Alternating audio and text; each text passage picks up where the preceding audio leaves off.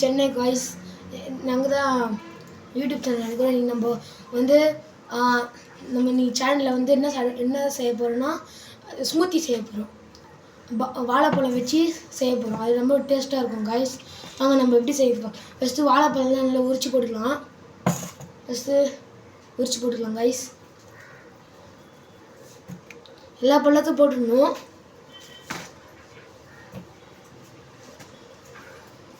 தோல் போடக்கூடாது, ஏன்னா அப்போ தான் கசக்க ஆரம்பிச்சிடும். போட்டுட்டு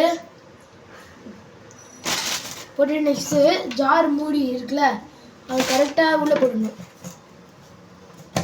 வச்சுட்டு நம்ம கரெக்டாக செட் பண்ணி ஆன் பண்ணிக்கிட்டு அரைச்சிடலாமா காய்ஸ்.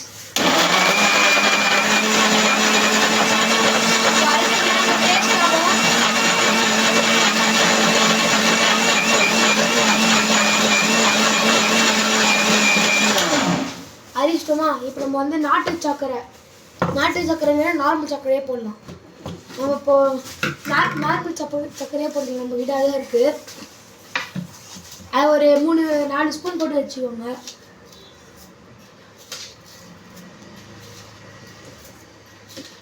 நாலு 5 ஸ்பூனாக போட்டுக்கோங்க.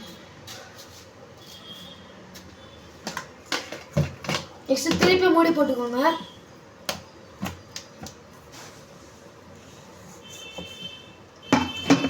மூடி போட்டுட்டு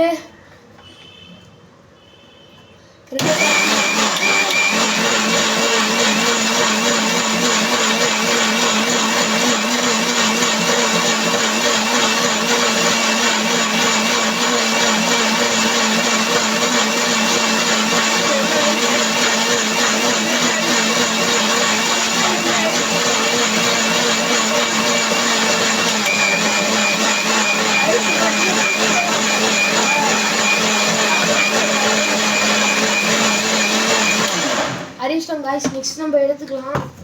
இப்போ நல்லா அரைச்சிச்சுன்னா பார்த்துக்கணும். அப்போ எல்லாமே சிறப்பாச்சு.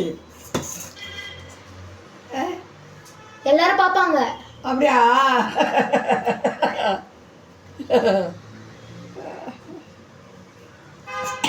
போட்டாச்சா? நெக்ஸ்ட் நம்ம ஸ்மூத்தி ரெடி. இப்போ என்ன பண்ணால் டேஸ்ட் இருக்கா பார்த்துக்கணும். காய்ஸ் கரெக்டாக இருக்குது. இப்போ நம்ம ஒரு ஜார் எடுத்துக்கலாம். இது நம்மக்கிட்ட இதாக இருக்குது. நம்மக்கிட்ட கண்ணாடி கிளாஸ் இல்லை.